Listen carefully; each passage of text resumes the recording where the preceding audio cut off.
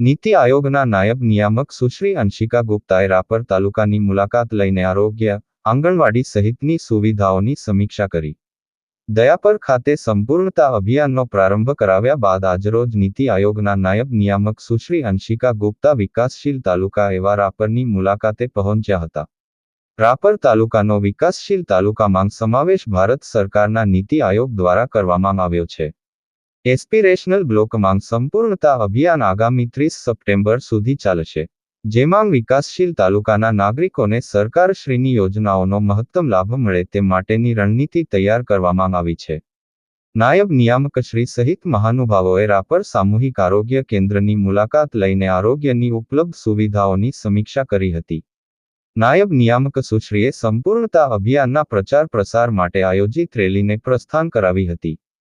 ત્યારબાદ બાળકોને આપવામાં આવતા પોષણ અને આંગણવાડીની માળખાકીય સુવિધાઓની સમીક્ષા હેતુ નાયબ નિયામક સુશ્રી અંશિકા ગુપ્તા રાપરની આંગણવાડી ખાતે પહોંચ્યા હતા. સુશ્રી ગુપ્તાએ સ્વયં સહાય જૂથોની બહેનોના સ્ટોલની મુલાકાત લઈને તેમને પ્રોત્સાહન પૂરું પાડ્યું હતું. ઉલ્લેખનીય છે કે ભારત સરકાર દ્વારા કચ્છના એસ્પિરેશનલ તાલુકા લખપત અને રાપરમાં સંપૂર્ણતા અભિયાનનો પ્રારંભ કરવામાં આવ્યો છે.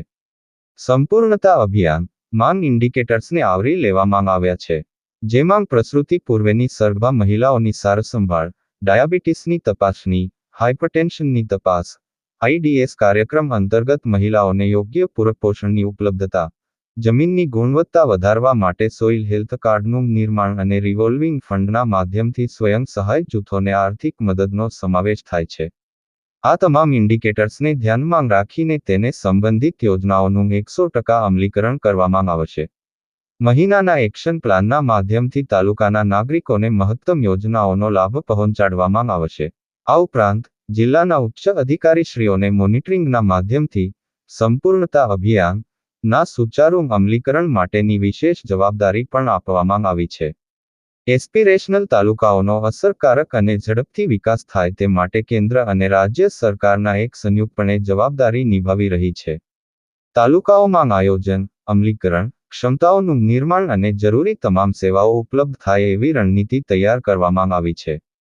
આ કાર્યક્રમમાં રાપર તાલુકા પંચાયત પ્રમુખ શ્રી કેસરબેન બગડા અને ઉપપ્રમુખ શ્રી ભાવેશભાઈ પટેલ, આગેવાન રામજીભાઈ પરમાર, હીરજી આહિર, જિલ્લા આયોજન અધિકારી શ્રી જીતેન્દ્ર રાવલ, જિલ્લા ખેતીવાડી અધિકારી શ્રી કિરણસિંહ વાઘેલા, આરસીએચઓ શ્રી ડો.